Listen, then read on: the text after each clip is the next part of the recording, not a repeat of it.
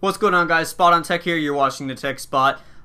Just a quick update for all you guys here. If you haven't heard already, Google today acquired Motorola Mobility for $12.5 billion, I believe. I'll leave the link for the article in the description below. But on with the story. So they acquired Motorola Mobility, and lots of people are asking, what does this mean for Google? What does this mean for the cell phone industry? What does this mean for iOS? What does this mean for Android? Well, I got the answer to all that question for you right here. Well, not the answer, but my opinion.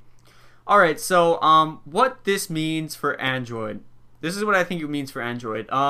So you know how Android has the Nexus S phones, the Google phones that they produce that are just pure Google, no bloatware, no anything. It's just pure Android OS.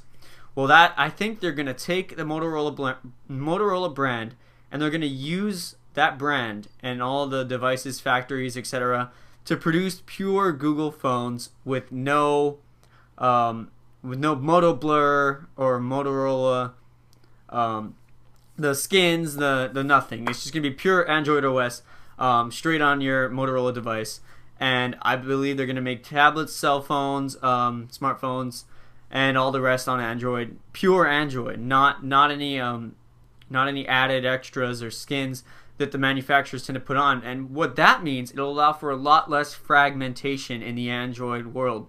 Now, a lot of Android people don't like to admit that there's fragmentation with their phone, but there's pure fragmentation. Some part of the phones get an update at one time, the other part get it the other time, and then some phones just don't get the Android update at all. So that's fragmentation, guys. Sorry, but it is. But this whole Motorola buyout from Google is going to allow, in my opinion, is going to allow for a lot less fragmentation, because from now on all the Motorola devices are just going to be pure Google stuff, meaning they'll all get the updates at the same time. Now this will help with fragmentation a lot.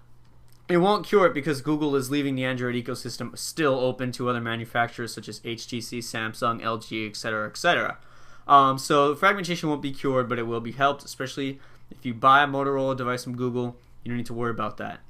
What this means for iOS and Apple. Well, let's just say Google is doing a real good job competing. I like the Android OS. It's good for people who like to mess around with their phones and do their own things. It's a lot more open than the iOS system is, but personally I prefer the iOS system. It's a lot more intuitive. And it's not that I don't know how to use the Android OS system, because trust me, I'm probably one of the most tech-savvy guys out there, and I know how to do a ton of crap on the computer, cell phones, and everything. But it's just, I prefer the iOS system. It's a lot nicer, and the phone itself is just, in my opinion, I think it's just a lot better. But everybody has opinions. Don't hate me for it. But yeah, so Apple's the number one. Apple is right now the number one cell phone manufacturer in the U.S.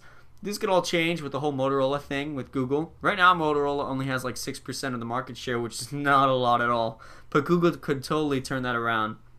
So it's really interesting to see where this is all going to go. And when I saw the article this morning, I was kind of surprised, but I thought, wow, this is a game changer. So just thought I'd let you know that. To recap, Google buys Motorola for $12.5 billion. I believe it's $1 billion. Correct me if I'm wrong. Links in the description below.